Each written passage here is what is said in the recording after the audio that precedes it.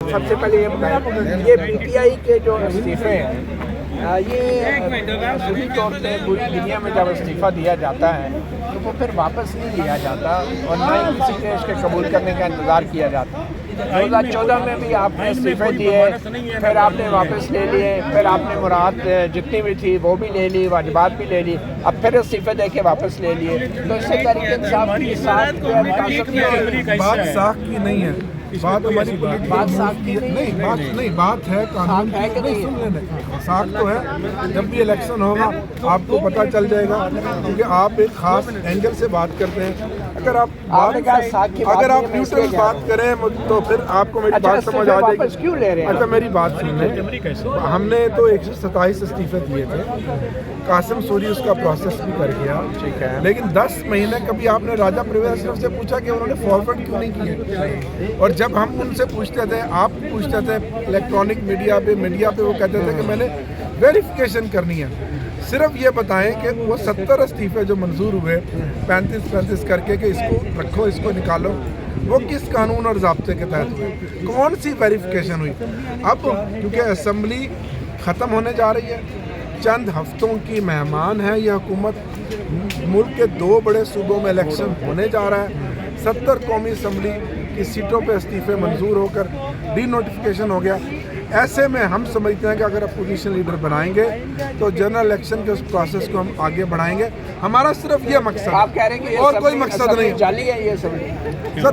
Sir अर्जी है, आपने अभी कहा ये असेंबली जाली है। ये असेंबली अपनी मफादियत खो बैठी है। ठीक है, ये हुकूमत 9 महीनों में सिवाय लोगों को भूख अफलास के कुछ नहीं दे बैठी। ये जाली हुकूमत है जो शब खून मार के मैंडेट लेके रजीम चेंज करके रातों रात आए।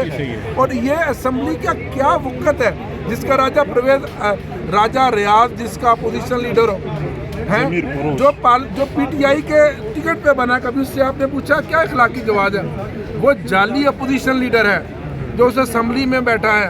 वो 20 लोटे जो मुनारफ है, वो सब कोई इखलाकी जवाब उनके पास नहीं है कि हमारी कमर पर छुरा घोंप कर इमरान खान के टिकट, अगर हिम्मत है, मकबूलियत है, वो लीडर हैं तो वो आए, पहले इस्तीफे दें और फिर इलेक्शन लड़ें। अच्छा, शुक्रिया। बात लेंगे आपके 8-9 महीने? बात तो हमने पहले भी नहीं लिए भाई, अभी भी आप नहीं लेंगे? बात तो पहले भी नहीं लिए। आपको हमारे बात से क्या मसला है? 2014 में भी आपने ले लिए थे। हमारे बात से 2014 में ले लिए थे। आपको हमारे बात से साहब, आप बात लेंगे बात लेंगे या नहीं लेंगे? ये मसला ही कोई नहीं है बचाना साहब, बात ये मसला ही कोई नहीं है, ये मसला ही कोई नहीं है जी। तालिब में चाहिए। अच्छा, ये मसला ही कोई नहीं है, हम इसलिए नहीं आ रहे। आगे भी हमने 9-10 महीने नहीं, आप ऐलान करते हैं कि आप आज बात नहीं लेंगे? हम नहीं लेंगे। अच्छा, नहीं लेंगे।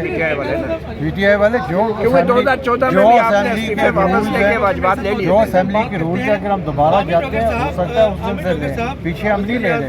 अच्छा, और ना ही हमें मिले हैं। अभी भी हम अगर आते हैं तो हम शुक्र खाने।